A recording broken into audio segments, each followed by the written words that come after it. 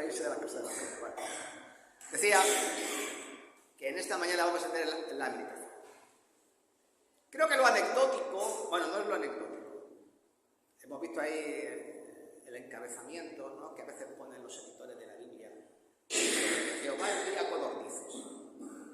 Pues voy a hablar de las codornices. No. Voy a hablar de que le salían las codornices por las narices. Tampoco. Voy a hablar de la actitud que tuvo el pueblo de Israel. No. Entonces, ¿de quién voy a hablar? Pues evidentemente del personaje central de toda la historia. ¿Quién es? Moisés. Moisés. Y cuando uno está viendo todo el pasaje, ¿verdad?, uno puede ver hay toda una serie de problemas que tuvo Moisés ahí.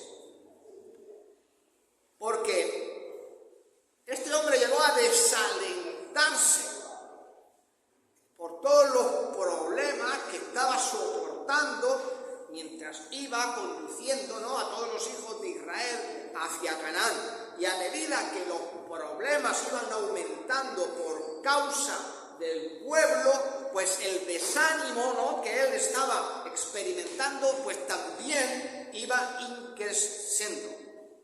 Y entonces se enfrentó a un problema con toda aquella gente. Y dice el versículo 1, aconteció que el pueblo se quejó a los oídos de Jehová, y lo oyó Jehová, y ardió su ira, y se encendió en ellos fuego de Jehová, y consumió uno de los extremos del campamento.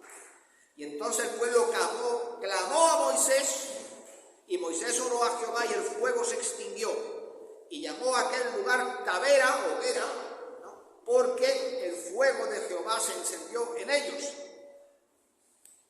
No es ningún secreto, ¿verdad? Yo creo que ya hemos muchas de las predicaciones hablando sobre el pueblo de Israel, que este era un pueblo quejumbroso.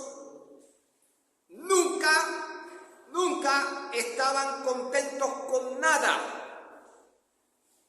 Nunca. Y, hermanos, pues, a veces todas esas circunstancias, ¿no?, que el pueblo de Israel estaba provocando, pusieron al pobrecito Moisés al límite de lo que es soportable. Y yo estoy seguro que todos nosotros tenemos problemas de vez en cuando. Y también estoy seguro que muchos de los problemas que tenemos tienen que ver mucho con otras personas. Y que a veces esas personas nos ponen contra las cuerdas y nos llevan al límite, ¿no? Y cuando un problema surge con otra persona, y de esto lo hemos estado perimetralmente hablando en la clase de escuela dominical, hay varias cosas que podemos hacer. Bien, la primera ciertamente es difícil. Porque dijo el Señor, amarás a tu prójimo como a ti mismo. Y amar al que te está haciendo la puñeta, pues francamente, seamos francos, ¿no?, resulta difícil. Y luego, la segunda cosa que uno puede hacer es perdonar a todas estas personas por lo que te están haciendo. Y así, por ejemplo, en Efesios 4:32 dice, antes sed benignos unos con otros, misericordiosos, perdonándoos unos a otros, como también Dios os perdonó a vosotros en Cristo. Son cosas que podemos hacer. ¿Por qué se estaban generando todos estos problemas con el pueblo de Dios ahí? Bueno, pues se enfrentó a Moisés a un problema que podríamos decir logístico, porque dice el versículo 4 en adelante, dice, y la gente extranjera que se mezcló con ellos, toda esta gente que salió de Egipto, no solamente iba el pueblo de Israel, también iba gente que no eran israelitas, tuvieron un vivo deseo, y los hijos de Israel también volvieron a llorar y dijeron, ¿quién nos diera a comer carne? Nos acordamos del pescado que comíamos en Egipto de balde, de los pepinos, de los melones, los puerros, las cebollas, los ajos, y ahora nuestra alma se seca. Pues nada, sino este maná ven nuestros ojos. Y era el maná como semilla de culantro. ¿Sabes cómo es la semilla de culantro? Común, del tamaño de un comino, aproximadamente, pequeñita. Dice, y era el maná como semilla de culantro y su color como el del bedelio. El pueblo se esparcía, lo recogía, lo molía en molinos, lo majaba en morteros, lo cocía en la cardera o hacían torta con él. Y su sabor era como de aceite nuevo, y cuando descendía el rocío sobre el campamento, el maná descendía sobre él. Pues estos versículos ya nos están recordando que Moisés estaba conduciendo un pueblo numeroso. En concreto el versículo 21, este libro se llama Números. ¿Sabéis por qué, no? ¿Por qué se llama Números? A ver, los de teología lo tienen que saber. ¿Por qué? ¿Por qué?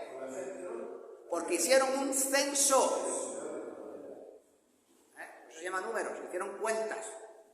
Vale, entonces dice ahí. Y entonces Moisés dijo, 600.000 de a pie es el pueblo en medio del cual yo estoy.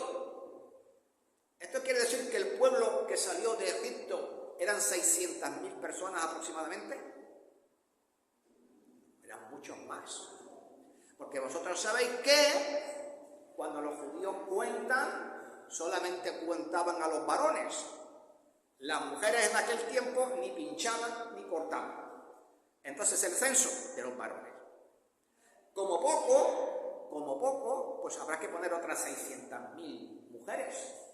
Eso nos haría ya, ¿cuánto? 1.200.000. Pero claro, como tampoco contaban a los niños, entonces no sería descabellado pensar que otras 400.000 personas, así que estamos hablando de 1,5 millones de personas como poco.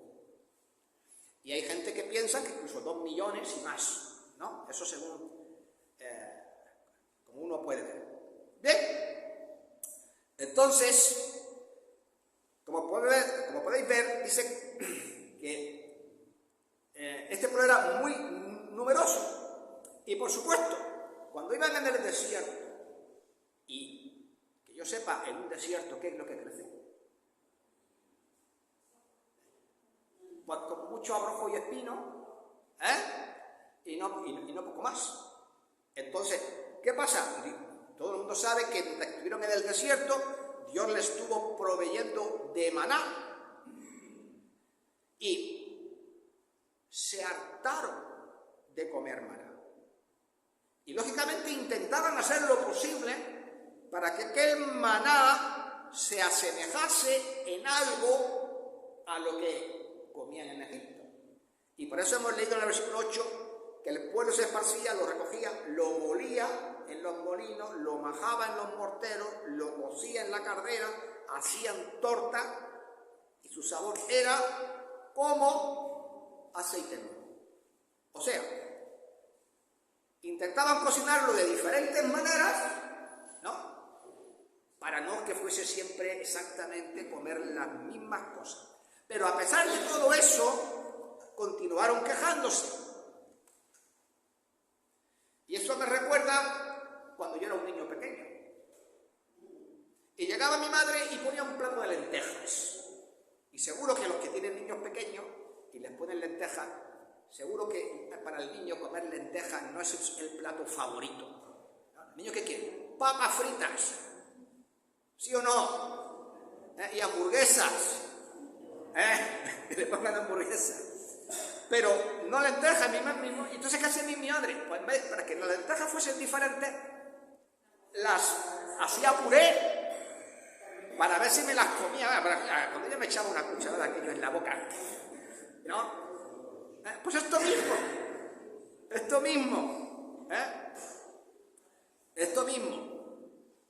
Así, pero vosotros imaginaos lo que significaba estar con este problema con 1,5 millones de personas, todos quejándose. ¿Y qué nos ocurre a todos nosotros también? Pues que a veces también nos encontramos con problemas inesperados, como este.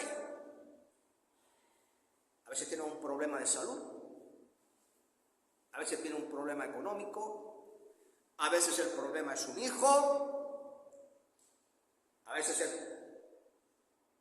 problema es en el trabajo, en fin, ¿quién sabe?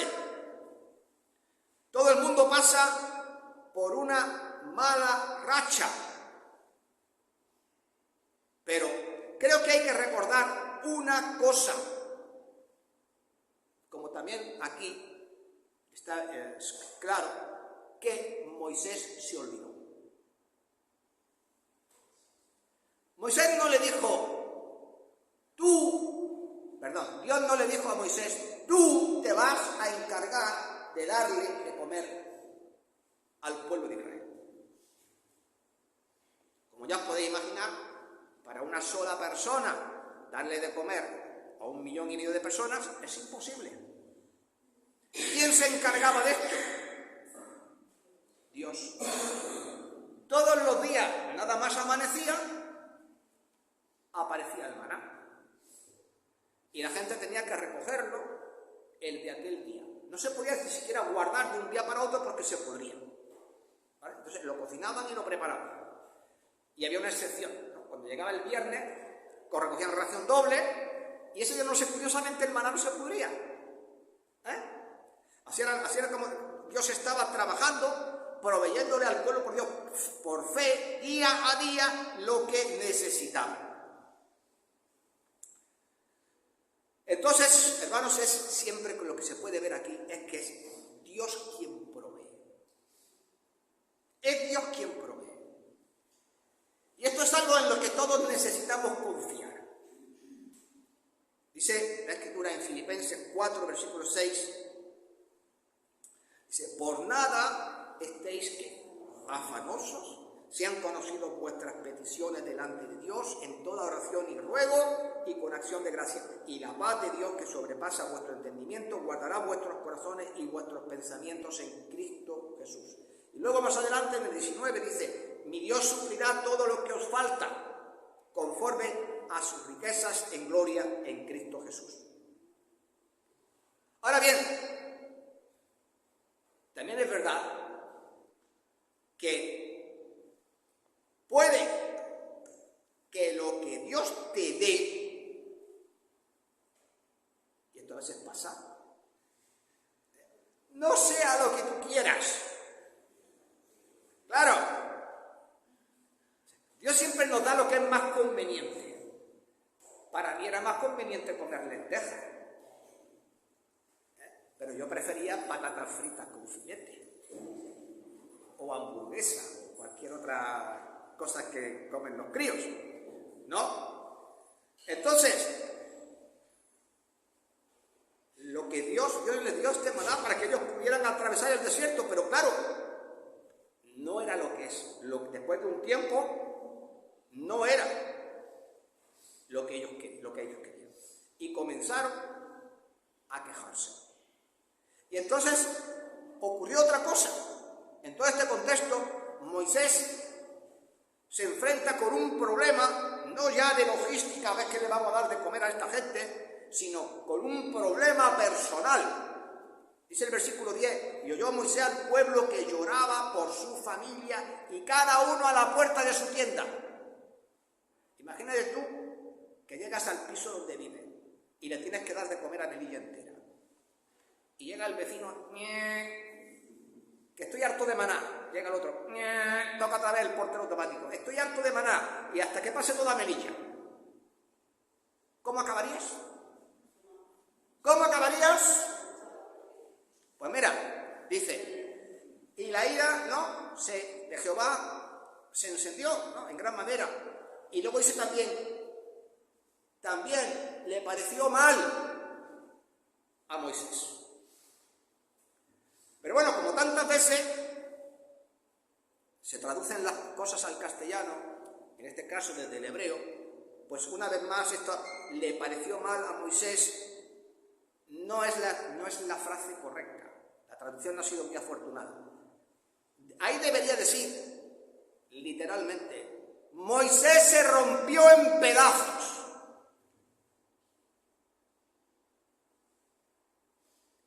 ¿Y qué es lo que pasa cuando un problema te machaca un día y otro día y otro día, y alguien viene y se queja y el otro viene y se queja? ¿Y qué pasa? ¿Quién no se rompe? Porque llega un momento que ya no aguantas más. ¿Y por qué pasan estas cosas? Y especialmente a los hijos de Dios. ¿Por qué? Hay problemas que sobrepasan nuestra capacidad para enfrentarlo. Y cuando eso sucede, solo hay una manera de hacer las cosas, que es dejar de mirarnos a nosotros mismos y poner los ojos en el Señor a la hora de enfrentar estos problemas. Y saber que es el Señor el que lucha nuestra batalla por nosotros. Estoy seguro que todos conocen la historia de David y Goliat. Cuando David salió al frente para enfrentarse en el nombre de Goliat, ¿qué dijo? En el nombre de Dios, tú hoy no vas a morir. Agarró la piedra, ¿no? La metió en la onda y en el nombre de Dios le pegó una pedrada aquí, lo derribó, ¿no? Y todo el mundo sabe que le cortó la cabeza y ahí se acabó del problema. Ahora, cuando enfrentamos problemas, ¿qué hacemos la mayoría? Pues lo mismo que Moisés. Los enfrentamos en nuestras propias fuerzas. Y ahí es cuando te rompen en pedazos. Y ahí es cuando te desanimas. Entonces, comienza Moisés a hablar con Dios acerca de su problema y empieza a mostrarle su condición y empieza a decirle a Dios de una manera irreverente y con enojo lo que estaba sucediendo. Y si algo nos enseña este pasaje que vamos a leer, este versículo, es justamente la manera en que no se debe orar. Le dijo Moisés a Jehová: ¿por qué has hecho mal a tu siervo? ¿Y por qué no he hallado gracia en tus ojos que has puesto la carga de todo este pueblo sobre mí? ¿Concebí yo a este pueblo? ¿Os estáis dando cuenta la actitud? Estaba enfadado con Dios. Y desde el enfado le estaba diciendo todas estas cosas a Dios. Si uno se da cuenta, parece que le está preguntando a Dios: ¿por qué? ¿Por qué está pasando esto? Si yo, está aquí, no los he concebido, si yo no los he creado, ¿por qué? Pues ¿por qué? Te voy a decir bien claro, porque él estaba aquí asumiendo una responsabilidad que no era suya.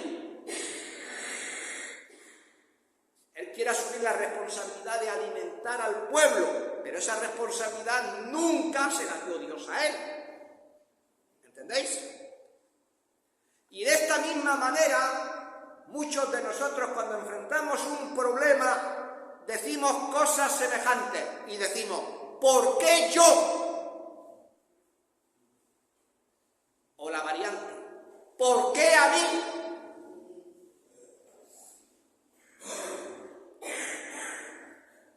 Y la verdad, seamos sinceros, es que no siempre hay una respuesta. Pero yo creo que la pregunta está equivocada. La pregunta no es ¿por qué? La pregunta es ¿y por qué no? ¿Y por qué no? Porque, ¿sabéis qué? A veces pensamos que porque somos cristianos no vamos a tener problemas en la vida. Algunos de los coritos que cantamos aquí, y con Cristo, por feliz, por siempre seré, y cosas así por el estilo, ¿no? ¿Las cantamos o no? ¿Eso es verdad? ¿Eso es verdad? Venga, ¿quién levanta la mano para decir que no? Yo la levanto. Eso sería nuestro deseo. Otra cosa es la realidad de lo que ocurre en la vida.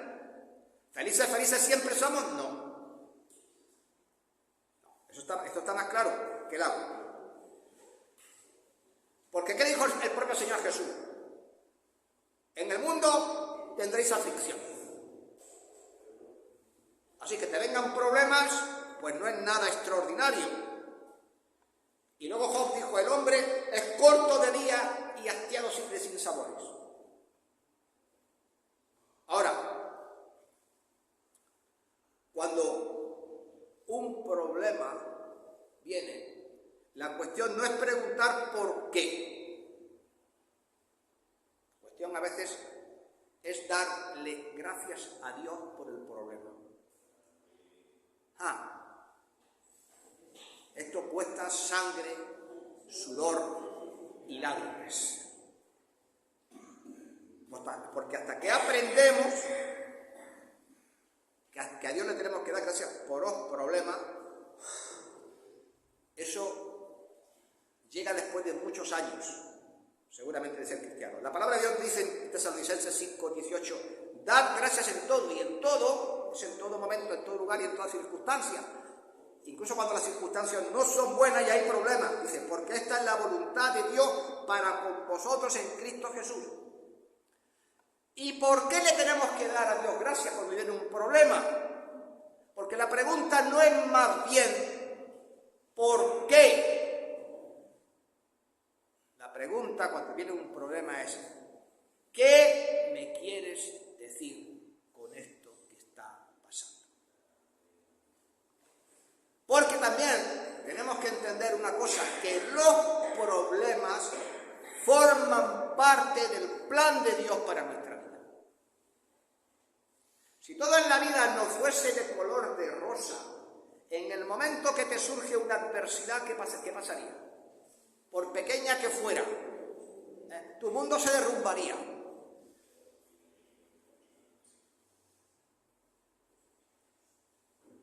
Él nos tiene que tratar como a padres. ¿Sabéis lo que un padre no puede hacer con un hijo? Sobreprotegerle. Porque si tú le sobreproteges, cuando tenga que enfrentarse a la realidad de la vida, a los problemas, a las situaciones difíciles, se va a frustrar. Y a veces todo el mundo sabe que hay que aprender de los errores, ¿verdad? Evidentemente. ¿Hay alguien aquí que no haya cometido errores en su vida? ¿Nadie levanta la mano? ¡Qué raro! ¡Qué cosa más rara! Que nadie haya... ¿Cómo? Que si no hay alguien aquí que no haya cometido errores, que no haya hecho un error en su vida. Todos hemos cometido errores y eso ha sido una bofetada, ¿no?, en toda la cara, que nos ha hecho como despertar a la realidad de las cosas y aprender. Y aprender. Pues eso mismo es lo que dice Romanos 8:28. Sabemos que a los que aman a Dios todas las cosas les ayudan a bien, hasta los problemas. ¿Por qué? Pues porque de ellos aprendemos y porque estas son las cosas que Dios utiliza para que aprendamos. Entonces la cosa es preguntarse, Señor, ¿cuál es la lección que tú quieres que yo aprenda? Porque seguramente, si tú haces esa pregunta, vas a recibir la respuesta. Mientras que si preguntas por qué, seguramente no vas a entender muy bien por qué las cosas están pasando. Dice el versículo 12, lo engendré yo para que me diga, llévalo en tu seno, como lleva la que cría al que mama a la tierra de la cual juraste a sus padres. ¿De dónde conseguiré yo carne? Fijaros, para dar a todo este pueblo, porque lloran a mí diciendo, darnos carne que comamos. No puedo yo solo soportar a este pueblo que me es pesado en demasía. Bueno, por fin hizo Moisés algo bueno aquí. Le confiesa su debilidad a Dios. Y le está diciendo, yo no me siento capacitado. ¿De dónde voy a sacar yo? Menos mal que por lo menos de esto se dio cuenta. No se dio cuenta de otra cosa, pero de esto sí. ¿Cómo le voy a dar yo de comer a 1,5 millones de personas? ¿De dónde saco yo 1 millón? Bueno, ¿cuántos borregos da por una persona? ¿A 4 más o menos? O sea, ¿de dónde saco yo por lo menos 1/4 de millón de borregos para darle de comer a toda esta carne, a toda esta gente? Así que aquí se da cuenta que la respuesta no está en él, sino en Dios. Pero hasta que uno no se da cuenta de eso, tú no puedes ver el poder de Dios actuando en tu vida. Porque lo que nosotros no podemos, Dios puede. Hasta ahí llegamos. Ahora,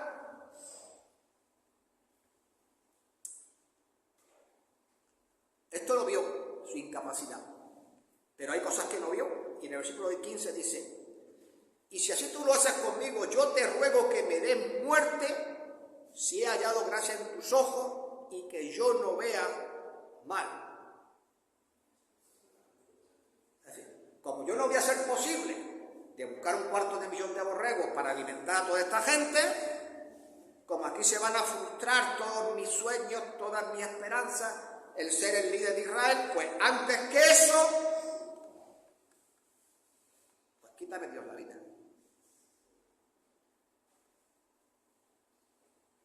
Vamos a ver, no voy a decir que nadie levante la mano. ¿Quién no aquí le ha hecho una vez a Dios, Señor? Llévame. Prefiero estar muerto que estar viviendo toda esta situación, ¿no? En un arrebato de desesperación. ¿Cuántas veces no el problema te abruma y la gente desea la muerte, ¿no? como una huida para salir del problema? Sin embargo, en esta especie de ultimátum que le está dando a Dios, ¿vosotros creéis que es una buena idea darle ultimátum a Dios? ¿Intentar poner a Dios contra las cuerdas? ¿Forzar a que Dios haga una determinada cosa?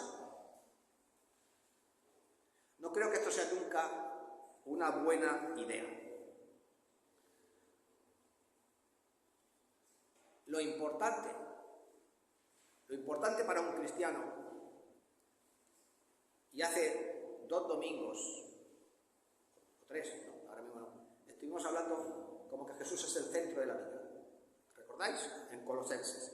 Bueno, y ahí leíamos 1 Corintios 15:58 que dice, así que hermanos míos, están firmes y constantes, bien cimentados y de forma constante.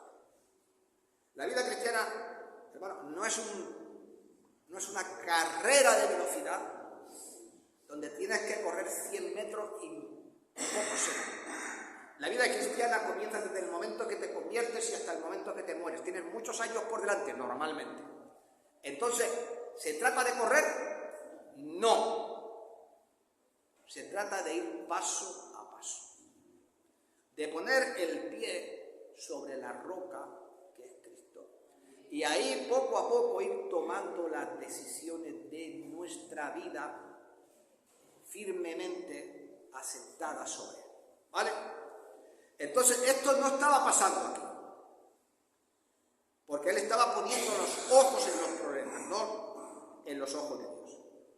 Ahora bien, siempre, esta es la otra gran enseñanza, siempre que se permite que un problema en nuestra vida eclipse a Dios, pues entonces vamos a tener que pagar un precio y vamos a tener una lección que aprender. Y no va a ser gratis, ya os lo digo. No va a ser gratis, fijaros bien. Entonces Jehová dijo a Moisés: reúneme 70 varones de los ancianos de Israel, que tú sabes que son ancianos del pueblo y sus principales, y tráelos a la puerta del tabernáculo de reunión y esperen allí, y yo descenderé y hablaré contigo. Hasta ahí parece que todo bien. Pero luego Dios añade algo y dice: y tomaré del espíritu que está en ti y lo pondré en ellos, y llevarán contigo la carga del pueblo y no la llevarás tú solo. Bueno, cuando Dios decide sacar a todo el pueblo de Israel de Egipto, Dios puso al frente ¿a quién? A un solo hombre. Y ese hombre era Moisés. Así es como Dios lo había planeado. Pero ahora, como estáis viendo, como hemos leído, iba a tener que compartir el liderazgo con otros 70 hombres. Bien, uno dice, esto lógicamente hizo que su responsabilidad fuese menor, ¿no? Ya tengo que estar yo solo lidiando con toda la gente. Pero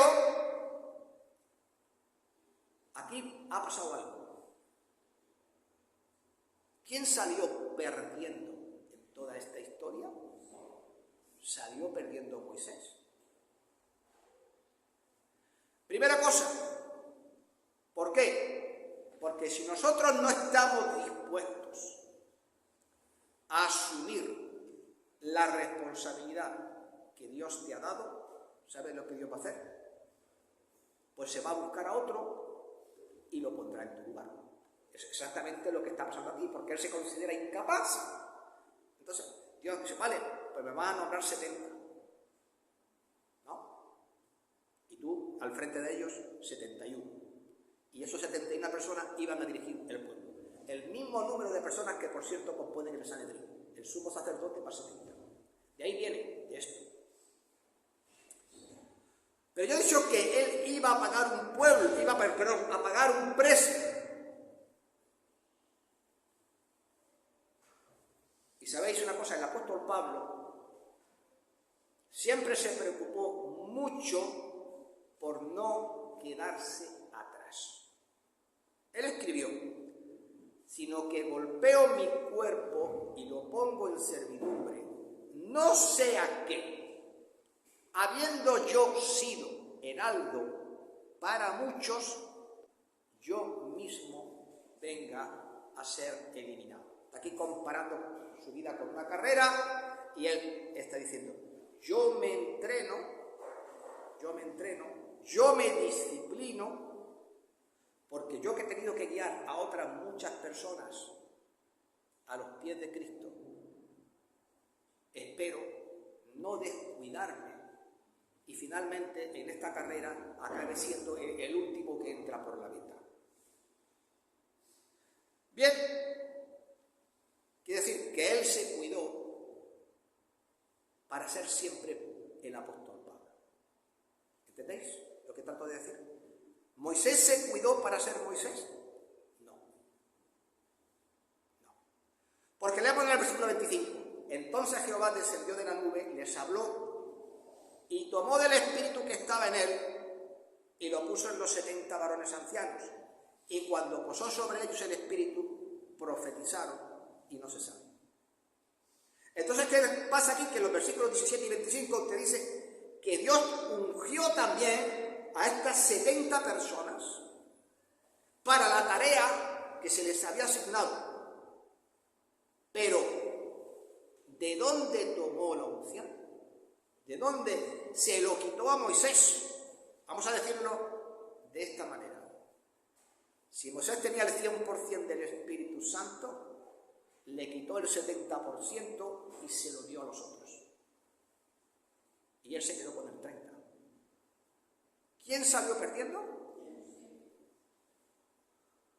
Moisés.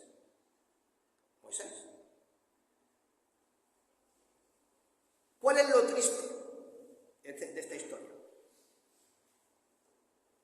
Si él tenía el Espíritu de Dios, ¿era capaz o no era capaz? Dios le dio las herramientas. Tenía todo lo necesario. Era sobradamente capaz él solo de haber llevado la nación hasta la tierra de Canaán. Porque Dios le dio todas las herramientas. Dios no creó nuevas herramientas para dárselas a esta gente. Se las tomó de las que ya tenía Moisés. Entonces, ¿qué te quiero decir con todo esto? Quizás tú puedes, como Moisés, pensar que no puedes hacerlo. Y que entonces, como Moisés, diga, tiro la toalla, me rindo. Pero tú fuiste sellados, ¿no?, con el Espíritu Santo de la promesa. Tú estás ahí. Tienes todo lo que necesitas para luchar los problemas y las batallas que enfrentas. Aunque no lo creas, lo que tienes que hacer es confiar en Dios y usar lo que Dios te ha dado. Y si antes hablé de David y Goliat, pues ahora voy a hablar nuevamente de David, pero no de Goliat.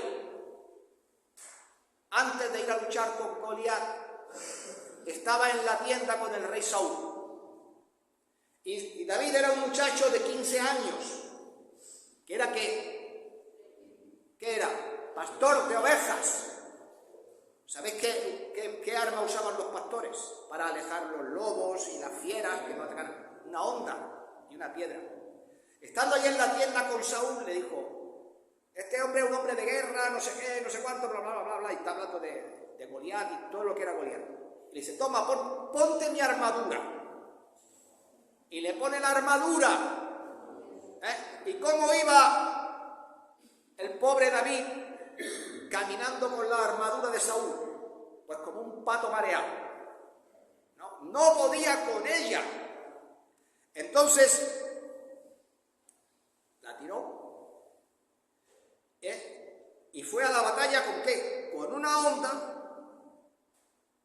con unas piedras que había cogido del río y con la presencia de Dios. Y eso fue suficiente para ganar la lucha. Y si tú estás en medio de un problema, el que sea, y si no estás el día que lo estés, ten por cierto que Dios te ha dado todas las herramientas para superarlo. Pero si renuncias y si te rindes, ¿para quién va a ser la bendición? Para otro que haga la voluntad de Dios. Entonces, ¿qué vas a hacer cuando te encuentres en medio de un problema? ¿Te vas a rendir? ¿Te vas a poner a lloriquear como Moisés y vas a decir, ojalá estuviese muerto? Pues si haces lo que es correcto, te vas a someter a la voluntad voluntad de Dios. Te vas a someter a lo que Dios esté haciendo en tu vida, por duro que sea, y tendrás que confiar en Él para responder a todas las preguntas. No al por qué, sino qué quieres enseñarme con esto que está pasando. Y seguramente tendrás la respuesta y así se solventarán tus problemas. De todo este asunto solo una cosa que Moisés hizo bien: volverse al Señor, ¿no?, cuando estaba en un momento de crisis. Y eso es exactamente lo que todos y cada uno de nosotros deberíamos hacer cuando los problemas nos acucian. No mirar al problema, mirar al Señor. Amados hermanos, que el Señor